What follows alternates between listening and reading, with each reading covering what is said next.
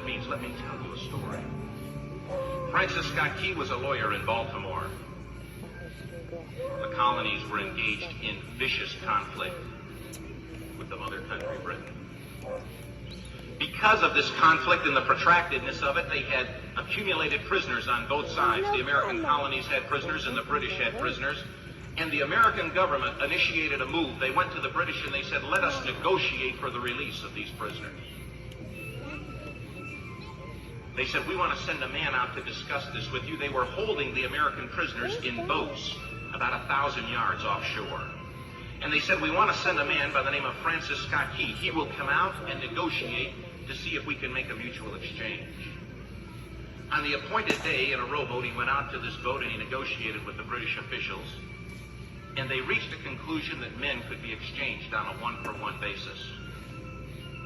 Francis Scott Key, jubilant with the fact that he'd been successful, went down below in the boats, and what he found was a cargo hold full of humanity, men. And he said, men, I've got news for you tonight. He said, tonight I have negotiated successfully your return to the colonies. He said, you'll be taken out of this boat, out of this filth, out of your chains. As he went back up on board to arrange for their passage to the shore, the admiral came and he said, we have a slight problem. He said, we will still honor our commitment to release these men, but it'll be merely academic after tonight. It won't matter. And Francis Scott Key said, what do you mean?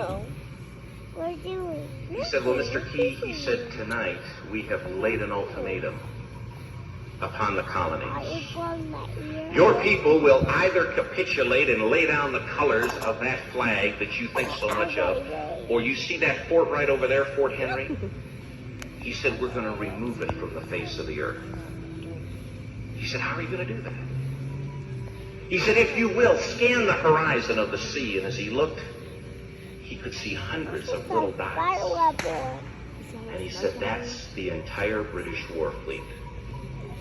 He said, all of the gunpowder, all of the armament is being called upon to demolish that fort. It will be here within striking distance in a matter of about 2.5 hours. He said, the war is over. These men would be free anyway. He said, you can't shell that fort.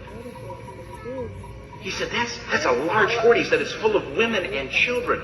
He says, it's predominantly not a military fort. He said, don't worry about it. They said, we've left them a way out. He said, what's that? He said, do you see that flag way up on the rampart? He said, we have told them that if they will lower that flag, the shelling will stop immediately. And we'll know that they've surrendered, and you'll now be under British rule. Francis Scott Key went down below and told the men what was about to happen. He said, don't they understand this is an impossible situation? Francis Scott Key said he remembered what George Washington had said. He said the thing that sets the American Christian apart from all other people in the world is he will die on his feet before he'll live on his knees. The Admiral said, we have now instructed all of the guns to focus on the rampart to take that flag down. He said, we don't understand something. Our reconnaissance tells us that that flag has been hit directly again and again and again, and yet it's still flying. We don't understand that. But he said, now we're about to bring every gun for the next 3 hours to bear on that point. Francis Scott Key said the barrage was unmerciful. All that he could hear was the men down below praying. The prayer, God, keep that flag flying where we last saw it. Sunrise came. He said there was a heavy mist hanging over the land, but the rampart was tall enough. There stood the flag, completely nondescript, in shreds. The flagpole itself was at a crazy angle, but the flag was still at the top.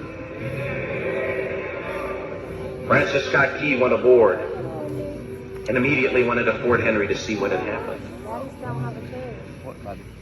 And what he found had happened was that that flagpole and that flag had suffered repetitious direct hits. And when hit had fallen,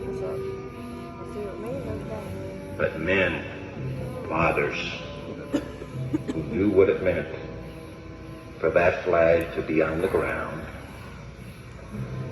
although knowing that all of the British guns were trained on it, walked over and held it up humanly until they died.